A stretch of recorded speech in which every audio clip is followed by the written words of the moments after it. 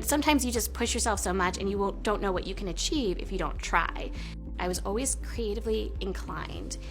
So from 10 to 18, I took semi-private art lessons, and I fought and begged my parents for it. I just really, really, really wanted to do them.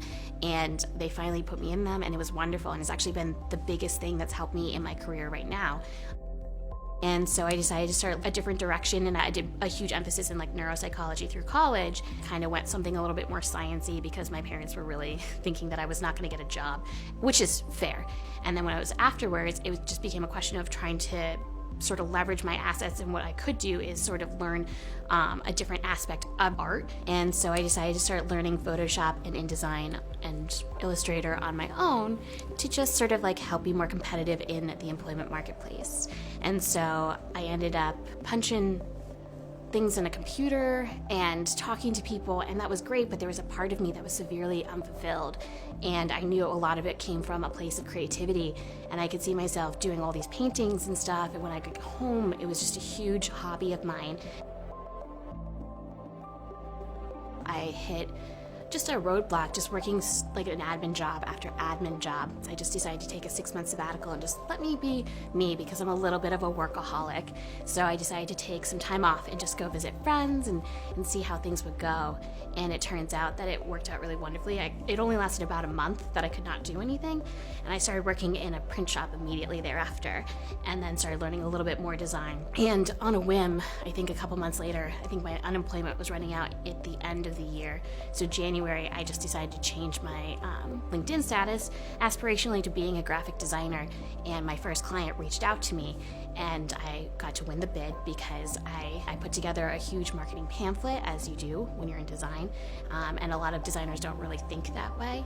So I got to really push other things that I do differently than other designers because I came to it in a different path. So even though my bid was higher than almost everyone else that he had asked for bids, he ended up working with me.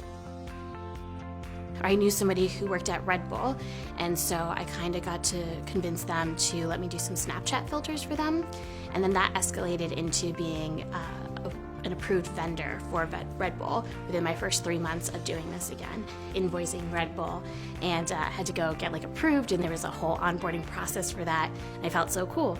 And then after that, it sort of blossomed pretty rapidly because I could move faster than agencies could, but also give a really good product and have a little bit of clout because it was a new arena. So other designers weren't there yet, agencies hadn't been there yet either, and so I was able to kind of smooth in to a certain level. I got some really cool projects within the first year. I was able to brand a $2.2 million restaurant called Maison 208, which had Silva Sanat of Cycle 14 Top Chef, and he was also on Chopped. So that got to have a lot of press, and it was a really pretty and cool project. And then I got to do another bar, I think within the next year, called Tinsel, which was a Christmas bar, and it kind of went Philly viral. Things just kept escalating, and then I finally got my first design job after all of that, working at Vanguard doing multimedia design with an emphasis in UX. So I got to see a different side of things, but I really loved my own rhythm and my own clients. I got to see my work come to life. I could just feel that sort of hit of adrenaline, that just to see something that I made come to life and then be sent out into the universe. And so I really just fell in love from there. Life just has a way of doing it, and you either get with it or you get off, and you just, you either opt in and do the best you can, or you just give up and you flake out and you disappear. And I think I did that when I was younger, and I regretted every single second of it. So it's just you have to adhere to the ride that you're on and just kind of go for it.